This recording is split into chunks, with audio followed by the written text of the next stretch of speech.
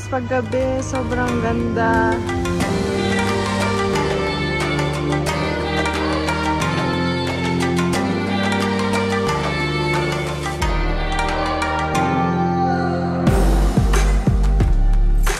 Ayun, nakapagpa-freshen up na ulit kami and we're gonna go out for our dinner here in Sapa. Naglalakad kami ngayon sa kalagitnaan ng gabi kasi naghahanap kami ng restaurant to eat our dinner. 7:49 PM pa lang, parang sarado na everything. Or baka wala pa kami dun sa pinaka-center. Oh, wala. At bakit ganyan ang buhok ko dyan? Ganda dito. Alam nyo guys, pag lumabas kayo sa gabi, parang yung feel niya is parang yung film na La La Land.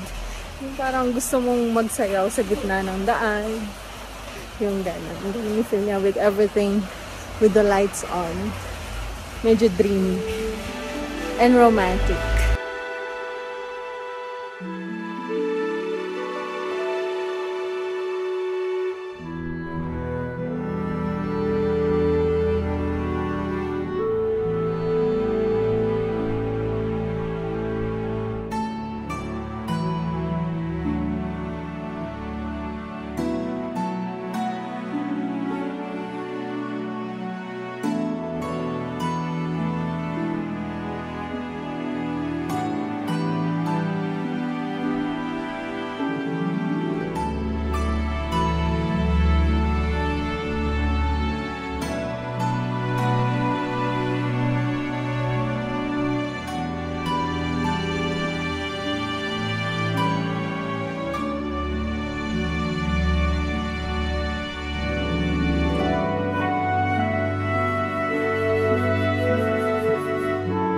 Paggabi, sobrang ganda.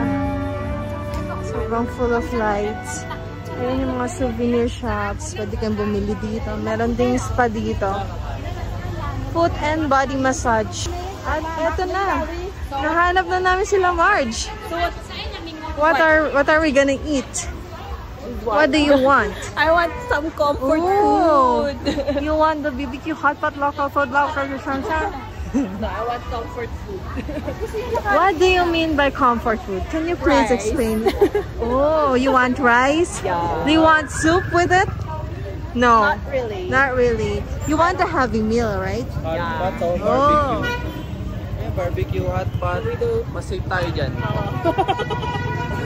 Meron pa dun, oh. Ang daming lights. Punta daw tayo dun. Pero kapag wala tayong nakita, dito na lang tayo. Ayan, massage. Mamaya banda tayo dyan. Massage. Ganda dito, guys! Oh my God! Oh my God! Ay, ganda naman ni ate. Nagpipicture sa gitna ng daan. Masagasaan ka, te. Picture pa more. Vậy thì mình bao mày trả hình. Oh, pretty! Ganda rito guys, solid. Baguio style siya pero sobrang liwanag ng lugar. Kala mo nasaan. Ayun oh. Photo. Picture sila oh. Picture sila doon. Ganda naman kasi talaga. Mag-picture ka naman talaga rito, di ba? Meron na kami nahanap na makakainan. Siyempre, puro na kami puro na kami Vietnamese food. Medyo naninibago yung chan ko. Parang dalawa pa lang nakain natin. Oh, hindi ang dami na nun. Yung mga street food sausage, yung mga coffee nila, Vietnamese coffee. Yung dami na nun, hindi lang masyado na video. Yung papa nila, medyo kumukulo yung tiyan ko. Pero masarap siya, naninibago lang yung tiyan ko. So ngayon, nakahanap kami ng nakahanap kami makakainan yung kilala ng tiyan natin. Yun muna ngayong gabi. Kasi puro Vietnamese food na eh. Bukas naman ulit yung iba. So ito yung nahanap namin guys. Ayan guys. Ayan, syempre. Para street pizza. Meron sa Italian food, pasta, burger, beef steak, Vietnam food. Meron din. Pero dun muna tayo sa safe. So ayan guys. Abangan nyo yung kakainin namin dyan. Pero abangan nyo. Huwag kayo aalis. So dito kami kakain. Ayan o. Overlooking Ang ganda. Hello guys! Guys, ito pala yung in-order namin. Isang chicken fried rice, 99,000 dong. Isang fried rice with beef, 99,000 dong. Isang grilled local steak, 189,000. Isang pizza, beef pizza, 230,000. Isang carbonara spaghetti, 165,000. For a total of, kayo na mag-add. Second floor. Kaya nga eh. Nagpapag ba siya? Hindi ata masarap pagkain dito. Kasi paumay eh. Masarap. Ayan guys, kakain na kami. Ginawa ko pizza para safe. Safe lang muna tayo ngayong gabi kasi ang dami na namin kinain kakaiba eh. Binyagan ko na to ah. Carbonara. Gusto nyo guys ng carbonara? Oh dali Kakaiba yung lasa ng carbonara nila.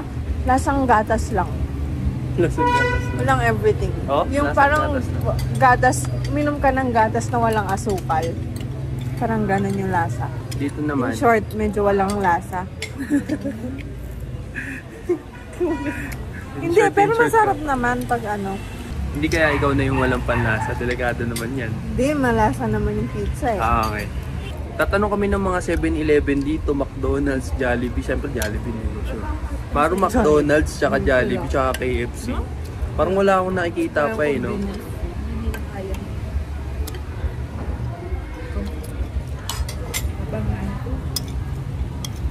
Ano na siya? Talagang carbonara.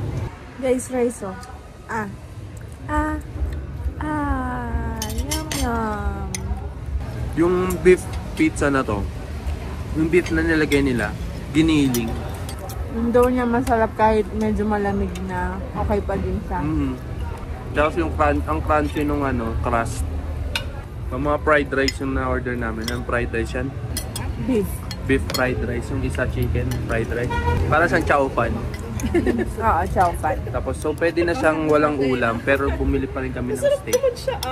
Bill natin, total of 782,000 dong.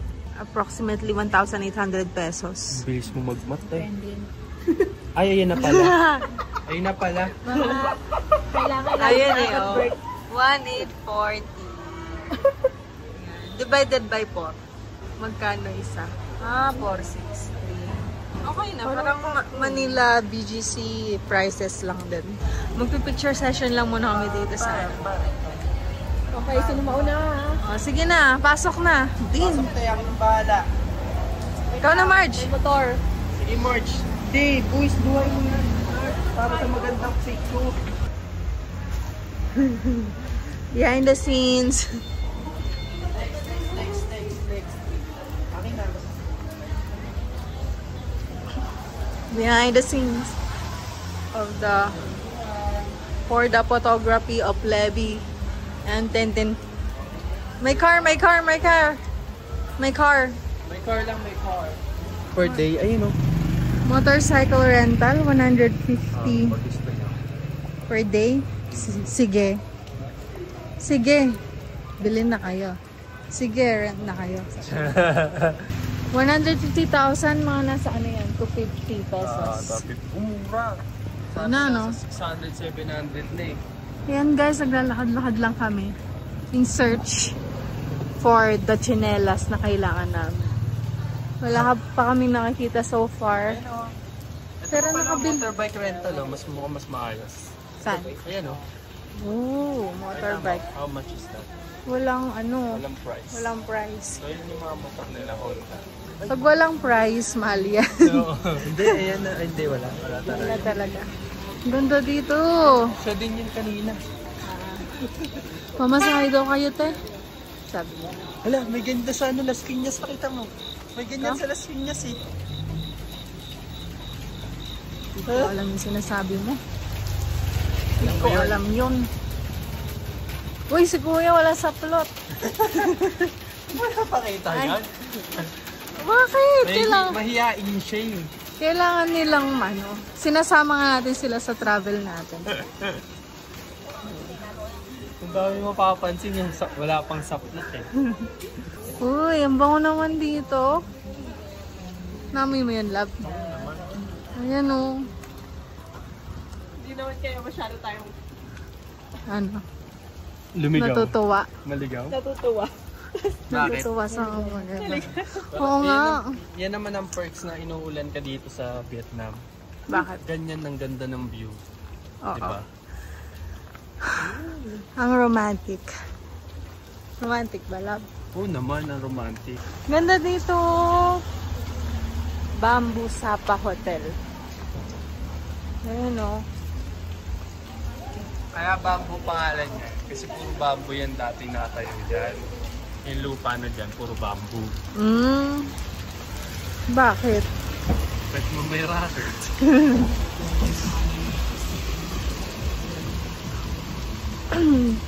At nasa kaibuturan na kami ng ng Sapa Street. Nag-wander lang kami dito. Uy, wag niyo kalimutan yung tsinelas ha. Tsinelas. Yun lang. Tsinelas ang kailangan namin para mamahalin ka. Kano kaya ito? How much? 300. 300,000 daw ito. 300,000. So, sa first day namin dito sa Vietnam, ang pinaka napansin ko, food-wise. Mahilig sila sa matamis. Tapos, choice mo kung lalagyan mo na maanghang kasi on the side nila, malagi may maanghang. Tapos, talaga matamis talaga yung mga nila. Hindi naman sugar sweet ha. Yung taste niya, sweet na, Sweet sugar. mild sweet naman. Mild sweet. Tapos ang hilig din nila maglagay sa mga pagkain nila ng cilantro. Kahit sandwich, cilantro. Sorry. Ulit. Ano yung babae cilantro mo? Kung alam niyo yung cilantro, yung maliit na dahon na nagpapabango sa pagkain, mahilig sila doon cilantro. Kahit sabaw may cilantro. Kahit sandwich may cilantro. Tapos yung bumili nga ako kanina nung siopaw. Akala ko siopaw sa atin na yung laman is meat na saucy meat. Pag open ko pansit tapos may cilantro. So yun, ang hilig nila sa cilantro. Ang cute nilang magkakaibigan. Lakas naman ni ate. Ayan. Baka dito may tsinelas na. Marge! Baka dito meron? Yan. Mukhang mamahalin pa rin Yung Rambo lang kailangan namin Wala silang Rambo dito Wala ba? 100 daw to guys. 100,000 dong. Kasi ito pala yung binili kong tsinelas. Yung tig 100,000 dong lang. Kasi para lang naman siya sa sa labas-labas na sandali.